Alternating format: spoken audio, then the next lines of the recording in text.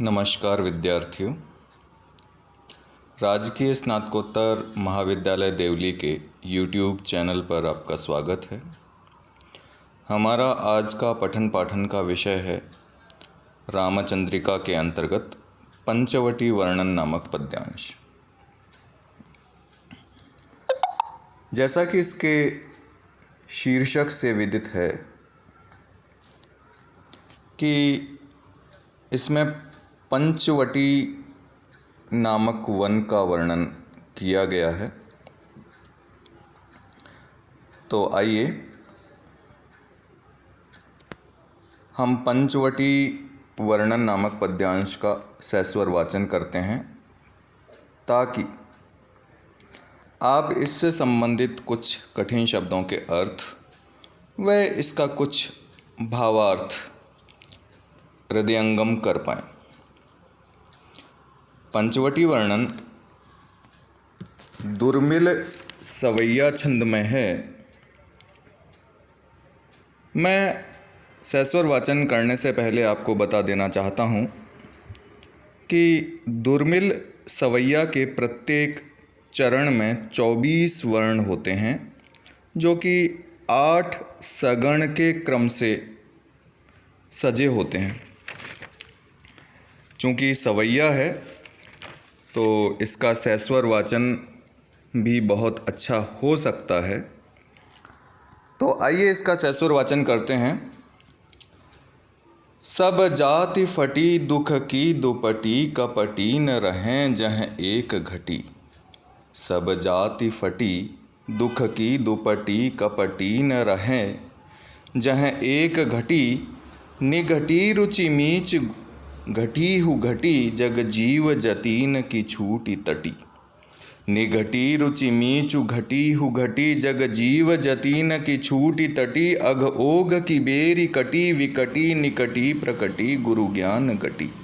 अघ ओघ की बेरी कटी विकटी, निकटी प्रकटी गुरु ज्ञान घटी। चहु ओरन नाचति मुक्ति नटी, गुण धूर जटी वन पंचवटी। चहु ओरन नाचति मुक्ति नटी, गुण धूर जटी वन पंचवटी।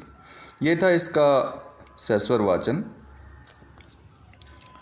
आइए अब इस पद्यांश से संबंधित कुछ कठिन शब्दों का अर्थ जान लेते हैं ताकि इसका भावार्थ ग्रहण करने में आसानी रहे। सब जाति शब्द आया है, उसका अर्थ है पूरी तरह से। दुपटी अर्थ यहाँ दुपट्टा या चादर के अर्थ में प्रयुक्त हुआ है, और जो मीचु शब्द है वो मृत्यु के लिए प्रयुक्त हुआ है। घटी का अर्थ यहाँ पल भर से लिया गया है, और निघटी का अर्थ है निश्चय ही, निश्चित ही। जतीन शब्द यति से जति बना, और जति का बहुवचन हो गया जतीन। तो इसका अर्थ हो गया तपस्वी या तपस्वियों, अथवा योगी अथवा योगियों। बहुवचन है तो तपस्वियों और योगियों हो जाएगा। गटी शब्द का अर्थ है गठरी से।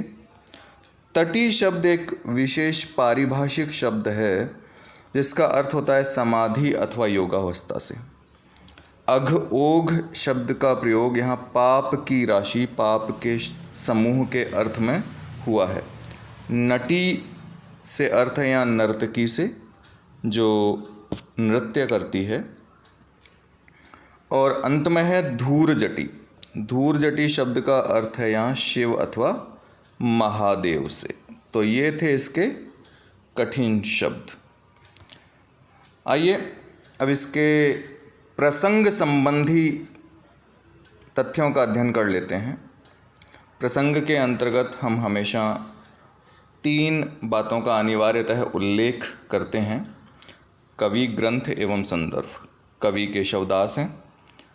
ग्रंथ का नाम है रामचंद्रिका, और रामचंद्रिका के अंतर्गत पंचवटी वर्णन नामक पद्यावतरण। संदर्भ है कि इस पद्यावतरण में अथवा पद्यांश में लक्ष्मण जो कि राम के अनुज हैं, वे पंचवटी के प्राकृतिक सौंदर्य का, उसकी प्राकृतिक सुषमा का वर्णन कर रहे हैं। आइए इसकी व्याख्या करते हैं, इसका भावार्थ एवं भावार्थ जानते हैं। सब जाति फटी दुख की दुपटी, कपटी न रहे जह एक घटी।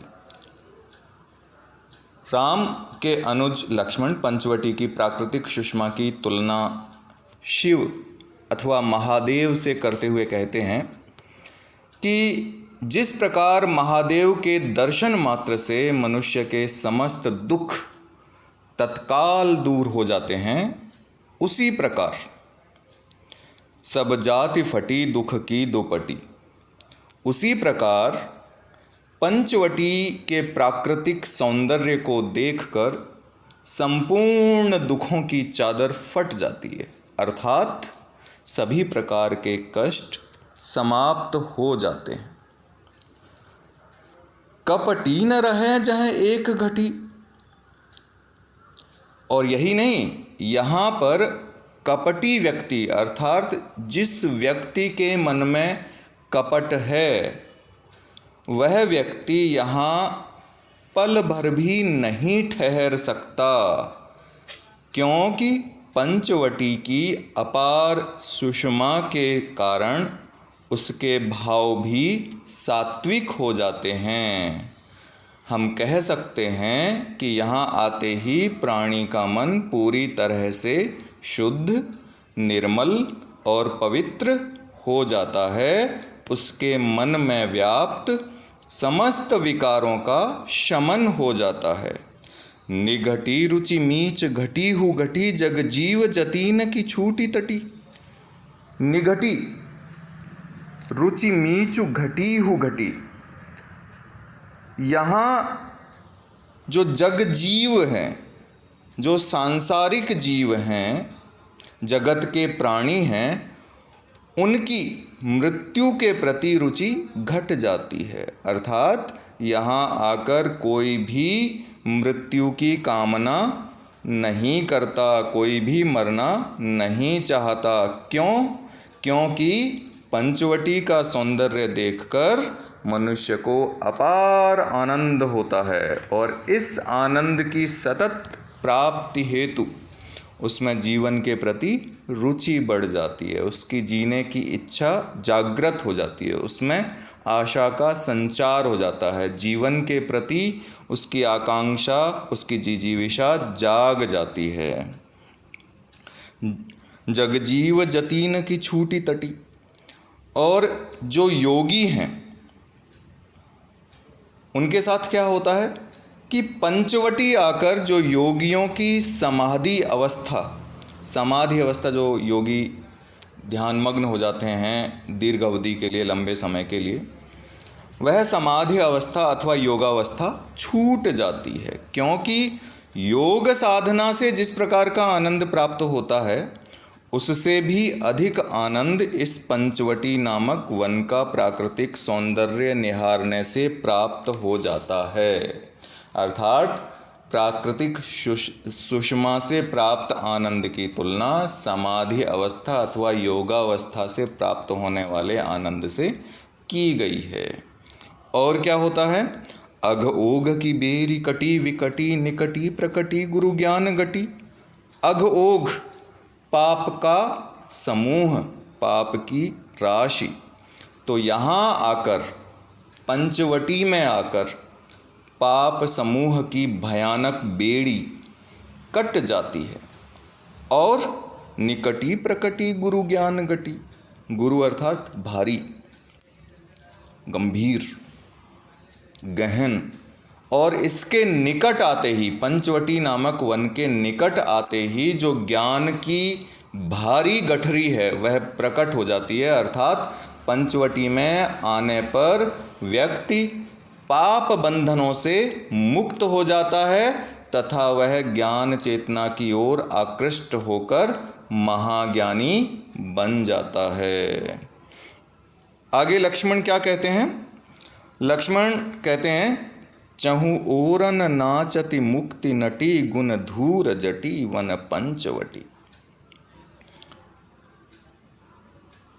कि यहाँ पंचवटी में चारों ओर जो मुक्ति है, सांसारिक समुद्र से, भवसागर से मुक्ति, जन्म मृत्यु के चक्र से मुक्ति, वह मुक्ति नर्तकी बनकर नाच रही है। अर्थात यहाँ का वातावरण सब प्रकार की सांसारिक चिंताओं एवं तृष्णाओं से मुक्ति दिलाने वाला है। गुण धूर जटी वन पंचवटी, और अपने इन्हीं गुणों के कारण यह पंचवटी वन शिव के समान प्रतीत होता है।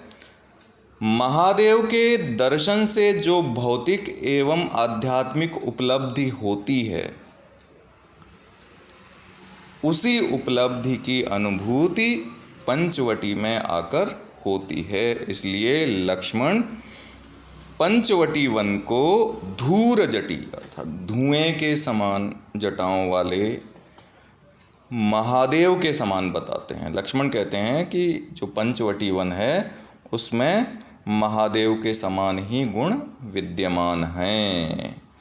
तो ये हो गया इस पद्यांश का भावार्थ।